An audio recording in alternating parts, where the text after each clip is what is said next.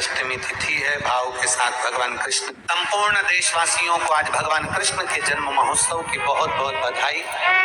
हमारे ठाकुर जी श्री कल्लू जी महाराज का स्नान होता है आज के दिन। स्नान श्रृंगार दर्शन शाम को 7 बजे हमारे YouTube चैनल पर, आस्था के YouTube चैनल पर होगा। आप उस पर ठाकुर जी का, कल्लू जी महाराज का शाही स्नान का, श्रृंगार का दर्शन करें। से 1 घंटे का वो कार्य रहेगा, लाइव उसका दर्शन। आज बड़े प्रेम से अष्टमी तिथि है। भाव के साथ भगवान कृष्ण की जन्माष्टमी, भाव से बाबा से प्रार्थना करिए कि भगवान को सर्वश्रेष्ठ कौन सा चंदन अच्छा लगता है। आपको पहले भी कथा में कहा, आगरा की कथा अगर किसी ने सुनी होगी तो उसमें वर्णन किया भगवान को सर्वश्रेष्ठ चंदन कौन सा, भगवान को सर्वश्रेष्ठ चंदन कौन सा प्रिय है। वो कौन सा चंदन है जो भगवान विष्णु को लगाएं, राम को लगाएं, कृष्ण को लगाएं। वो कौन सा चंदन है जो श्री हरि को लगाया जाए। तो जीते जी भगवान विष्णु एक बार गले लगाते हैं, उसको कहते हैं हरि चंदन। कौन सा चंदन है? हरि चंदन। हरि चंदन बाजार में नहीं मिलेगा, हरि चंदन आपको बनाना पड़ेगा। कैसे बनाना है?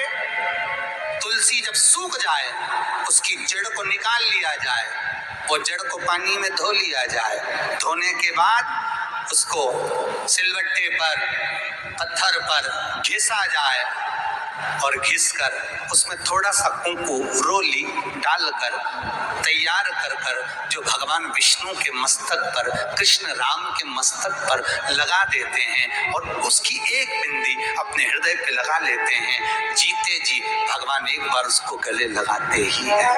हरि चंदन प्रियता। भगवान विष्णु ने जाते हुए शिव बाबा को देखा।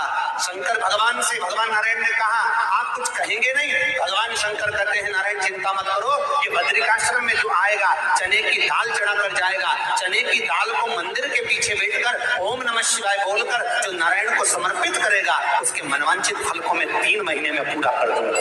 उसके मन की कामना को मैं 3 माह में पूर्ण कर दूंगा। आज भी नियम है, चने की दाल को लेकर जाते हैं बद्रिकाश्रम के मंदिर के पीछे बैठकर चने की दाल को लेकर ओम नमः शिवाय का जाप करते हैं। 7 बार ओम नमः शिवाय बोलकर चने की दाल वापस घूमकर भगवान विष्णु को समर्पित करी जाती है। तो 3 महीने में मनोकामना पूरी हो जाती है। उस चने की दाल का इतना प्रमाण है।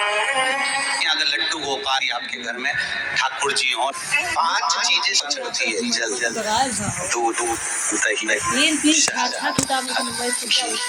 शक्कर, पंचामृत की वस्तु, 5 हमारे जीवन को सार्थक करने वाले। दूध भक्ति का प्रतिबिंब है।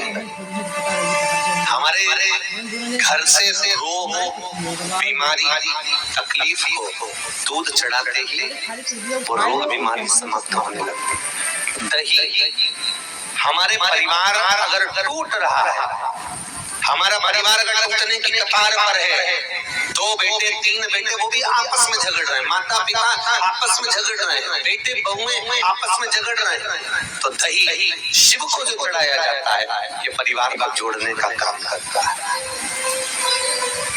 शहद ये व्यक्ति के जीवन को, समृद्धि को बढ़ाने का प्रयास करता है। घर घी, हमारे घर में किसी की चिड़चिड़ बढ़ती हो तो उसको समाप्त करने का कार्य करता है। शक्कर, मिष्ठान, ये इसलिए चढ़ाया जाता है, हमारी जिंदगी में ना जाने कितनी रुकावटें आई, पर मिष्ठान की तरह वो जीवन हमारा सार्थक होता चले जाए। पंचामृत और चरणामृत दोनों को लेने का तरीका भी अलग अलग है। आप लोग लेते हैं, कभी मंदिर जाते हैं, पंचामृत चरणामृत, सत्यनारायण की कथा दवाई तो नहीं देखो,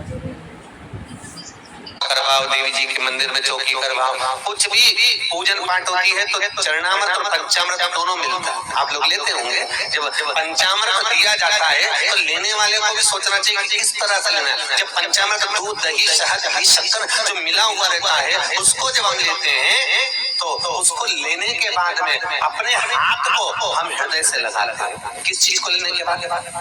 जम के बोलो, पंचामृत, चरणामृत नहीं।